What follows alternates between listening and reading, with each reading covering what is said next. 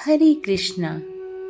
राजस्थान के सीकर जिले की खंडेल निवासी भक्त शिरोमणि करमेती बाई परम कृष्ण भक्त हुई, जो कृष्ण भक्ति में अपने गौने की पहली रात ही घर छोड़कर पैदल ही वृंदावन निकल पड़ी।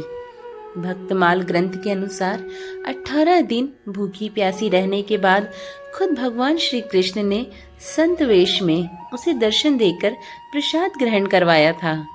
भक्तमाल के अनुसार करमेती बाई खंडेला के शेखावत राजा के पुरोहित परशुराम जी की बेटी थी, जो बचपन से ही कृष्ण भक्त थी। 12 वर्ष की उम्र में जयपुर के सांगानेर के जोशी परिवार में विवाह के बाद जब पति गौना करवाने आए तो वैवाहिक बंधन को श्री कृष्ण भक्ति में बाधा जान उन्होंने पहली रात को ही घर छोड़ दिया और पैदल ही वृंदावन निकल गई। ग्रंथ के अनुसार जब राजा को इस बात का पता चला तो उसने करमेती बाई को पकड़ने के लिए अपने घुड़सवार पीछे लगवा दिए, जिन्हें देख करमेती बाई एक मरे हुए ऊंट के खोल में छिप गई, जिसमें वह 3 दिन तक रही। जब घुड़सवार निराश होकर वापस लौटे तब खोल से बाहर निकली। इसके बाद वह साधुओं की एक टोली के साथ जहां वह ब्रह्मकुंड पर कृष्ण भक्ति में लीन रहने लगी। जब करमेती बाई के वृंदावन होने का समाचार पुरोहित पिता को मिला तो वे उन्हें लेने ब्रह्मकुंड पहुंचे, जहां साधु वेश में ध्यान मग्न बेटी को श्री कृष्ण प्रेम में अश्रु बहाते हुए देख उनका हृदय भी भाव विभोर हो गया।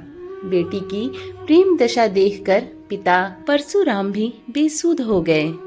जब करमेती बाई का ध्यान टूटा तो पिता ने घर चलकर श्री कृष्ण भजन करने की बात बेटी करमेती से कही, लेकिन यहाँ आकर कौन वापस गया है, यह कहकर उन्होंने पिता को वापस लौटने को कहा।